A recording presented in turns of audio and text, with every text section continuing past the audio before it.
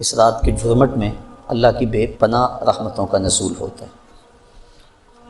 اتنی رحمتیں اترتی، امام قویری لکھتے ہیں کہ روئے زمین کے تمام مسلمانوں میں ان رحمتوں کو تقسیم کر دیا جاتا ہے، رحمتیں پھر بھی بچ جاتی ہیں۔ جتنی فرشتے لے کر رحمتیں آتے ہیں، وہ رحمتیں سب کو دینے کے باوجود بھی رحمتیں بچ جاتی ہیں۔ پھر وہ رحمتیں دارالحرب میں رہنے والے کافروں میں بانٹی جاتی ہیں، اور جس کافر کو اس رحمت سے حصہ ملتا ہے اللہ اسے اسلام عطا فرما دیتا ہے۔ یہ جو آپ آئے دن سنتے رہتے ہیں کہ فلاں عیسائی مسلمان ہو گیا، فلاں ہندو مسلمان ہو گیا، تو امام قویری آپ لکھتے ہیں، آپ فرماتے ہیں یہ شب قدر کو آنے والی رحمتیں ہوتی ہیں، مسلمانوں کی جھولیاں بھر دی جاتی ہیں، اور پھر اس کے بعد جب رحمتیں بچ جاتی ہیں تو وہ دارالحرب کے اندر رہنے والے کفار کو بانٹ دی جاتی ہیں، اور انہیں اللہ پھر بعد میں ایمان عطا فرما دیتا ہے۔ اور ایک روایت کے لفظ اس طرح ہے کہ پھر وہ رحمتیں چھوٹے بچوں میں بانٹ دی جاتی ہیں۔ اللہ کی رحمتیں کتنی عمیم ہیں اور اس کی رحمتیں کتنی وسیع ہیں۔ اللہ تعالیٰ کے محبوب علیہ السلام نے اللہ کی بارگاہ میں یہ عرض کی تھی کہ مالک، میں اب اپنی امت کو تیرا سلام پہنچاتا ہوں، تیری جانب سے جو سلامتیاں وصول کرتا ہوں وہ اپنی امت کو میں دیتا ہوں، تو جب میں چلا جاؤں گا تو تیری طرف سے اترنے والی سلامتیوں کو اور سلام کو میری امت تک کون پہنچائے گا؟ تو اللہ تعالیٰ نے سورۃ القدر نازل کی، اس میں فرمایا سلام محبوب فکر نہ کر، فرشتوں کی ڈیوٹی لگا دی ہے، وہ قیامت تک تیری امت پر سلامتیاں نازل کرتے رہے۔ تو اس رات کے جرمٹ میں بے پناہ برکتیں۔ ویسے تو حدیث شریف میں آتا ہے کہ اس کو طاق راتوں میں، آخری عشرے کی طاق راتوں میں تلاش کرو، لیکن حضرت ابی بن کعب رضی اللہ تعالیٰ عنہ قسم کھایا کرتے تھے کہ مجھ سے قسم لے لو کہ شب قدر جو ہے وہ 27ویں کی رات ہے۔ حضرت بایزید بسطامی فرماتے ہیں میں زندگی میں 2 مرتبہ شب قدر کو پایا ہے، اور دونوں مرتبہ 27ویں شب کو ہی پایا ہے۔ حضرت ابو الحسن ایک بزرگ ہیں، وہ کہتے ہیں جب سے میں نے ہوش سنبھلی ہے اس وقت سے لے کر اب تک ہر سال میں شب قدر کو پاتا ہوں، اور میرا تجربہ یہ ہے کہ اگر پہلا روزہ پیر کا ہو تو شب قدر 21 تاریخ کو ہوتی ہے، اور اگر پہلا روزہ جمعرات کا ہو تو شب قدر 25 تاریخ کو ہوتی ہے، اور اگر پہلا روزہ جمعے یا منگل کا ہو تو شب قدر 27 کو ہوتی ہے، اور اگر پہلا روزہ جو ہے وہ اتوار یا بدھ کا ہو تو شب قدر 29 کو ہوتی ہے۔ تو اگر ان کے تجربے کو سامنے رکھیں تو اس مرتبہ پہلا روزہ جمعے کا تھا، تو پھر بھی آج کی رات کے دامن میں بے پناہ برکتیں جو ہیں وہ لیلۃ القدر کی رکھی گئی ہیں۔ اللہ تعالیٰ جل شانہ ہمیں اس رات کی برکتیں لوٹنے کی توفیق عطا فرمائے۔ اس کی رحمتیں بازو پھیلائے آواز دیتی ہیں بندے کو کہ کوئی ہے بخشش مانگنے والا، کوئی ہے رزق مانگنے والا، کوئی ہے سوال کرنے والا، میں اس کی جھولیاں بھروں۔ ہم تو مائل بکرم ہیں، کوئی سائل ہی نہیں، راہ دکھلائیں کسے، کوئی راہ روے منزل ہی نہیں۔ صرف 4 اشخاص ہیں جو اس رات محروم رہتے ہیں۔ ایک عادی شرابی، شراب کا رسیہ، دوسرا والدین کا نافرمان، تیسرا قاطع الرحم، خون کے رشتوں کو توڑنے والا، اور چوتھا وہ شخص جو سخت دشمنی رکھنے والا ہے۔ اور سخت دشمنی اس کو کہتے ہیں جو 3 دن سے زائد ہو، کیونکہ مومن جب ایک دوسرے سے ناراض ہو جاتے ہیں تو 3 دن سے زیادہ ناراض نہیں رہتے، تو جو 3 دن سے زیادہ ناراض ہیں ان کو سخت دشمنی رکھنے والا کہا جاتا ہے۔ تو اس رات کی جرمٹ میں، اس رات کے حسین لمحوں کے اندر یہ 4 بندے اللہ کی رحمتوں سے محروم رہ جاتے ہیں۔ اگر توبہ کر لیں تو اللہ تعالیٰ جل شانہ اس رات کا حصہ ان کو بھی عطا فرما دے گا۔ اور ایک حدیث کے اندر آتا ہے کہ جو شخص شب قدر کو 2 رکعت نوافل اس طرح ادا کرے کہ سورہ فاتحہ کے بعد 7 مرتبہ سورہ اخلاص پڑھے، اس کے بعد سلام پھیر کے کہے استغفر اللہ و اتوب الیہ، اور یہ 70 مرتبہ پڑھے بعد میں، تو اپنی جگہ سے اٹھے گا نہیں کہ اللہ اسے بھی اور اس کے ماں باپ کو بھی بخش دے گا، یہ اللہ اسے انعام عطا فرماتا ہے۔ انشاءاللہ بعد میں ہم اس کا اہتمام کریں گے، اور بھی نوافل وظائف اور مختلف جو ہیں وہ شب قدر کی برکتیں اور فضیلتیں ہیں، سورہ تکاثر اور اس کے بعد سورہ اخلاص پڑھنے کا حکم ہے، اور وہ 4 رکعتیں ہیں، 70 مرتبہ پڑھی جائیں۔ دیگر مختلف جو ہیں وہ علماء نے اپنے اپنے تجربات اور ان کو جو روایات ملی ہیں وہ امت تک منتقل کی ہیں۔ تو یہ رات اپنے دامن میں اس اعتبار سے بہت ساری رحمتیں لیے ہوئے ہمارے ہاں جلوہ گر ہے۔ اللہ تعالیٰ اس رات کی برکتیں ہم سب کو نصیب فرمائے۔ اس کو توبہ و انابت کی رات بھی کہا جاتا ہے۔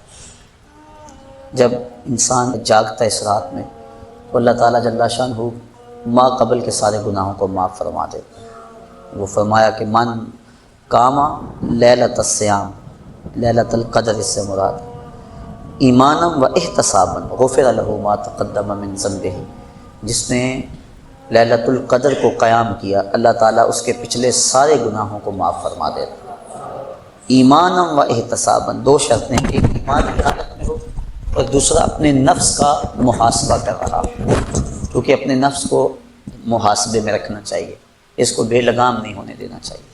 جو پڑھ رہے ہیں کہہ رہے ہیں اس پر مانن استحضار موجود ہو، اور ہم اگر توبہ کریں، رجوع لائیں اس کے حضور، تو وہ صرف زبان سے نہ ہو بلکہ ہمارے دل کی اتھاہ گہرائیوں سے۔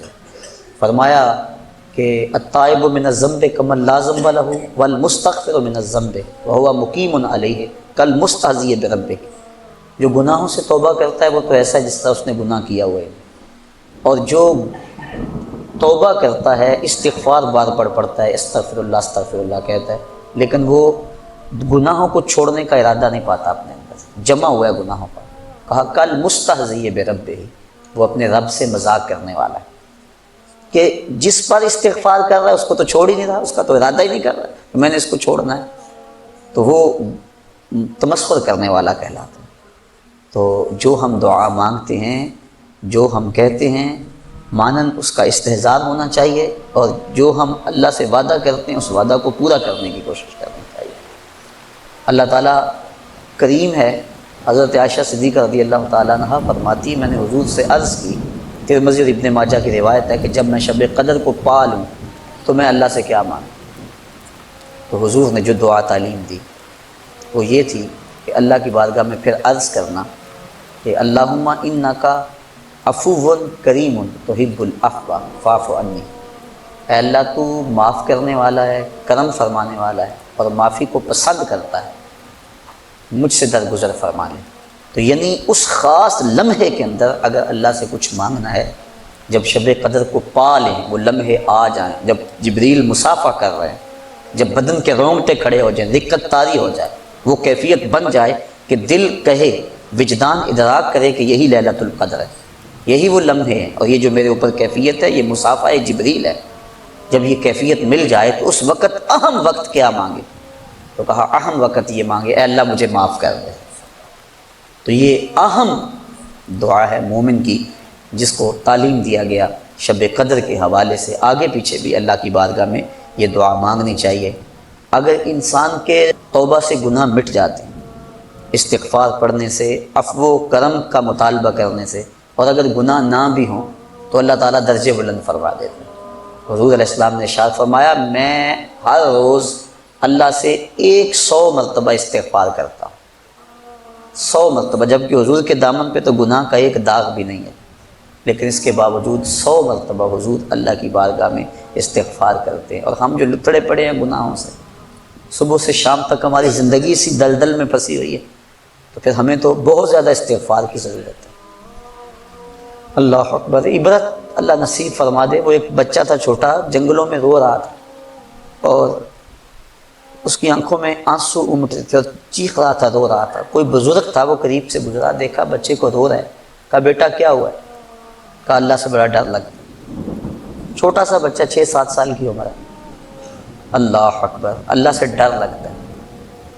تو اس نے کہا بچہ تیرے تو نامہ اعمال میں ابھی گناہ ہی درج نہیں ہوا، جب تک انسان بالغ نہیں ہوتا تو نامہ اعمال نہیں کھولا جاتا، جب بلوغت ہوتی ہے تو فرشتے نامہ اعمال کھول کے بیٹھ جاتے ہیں۔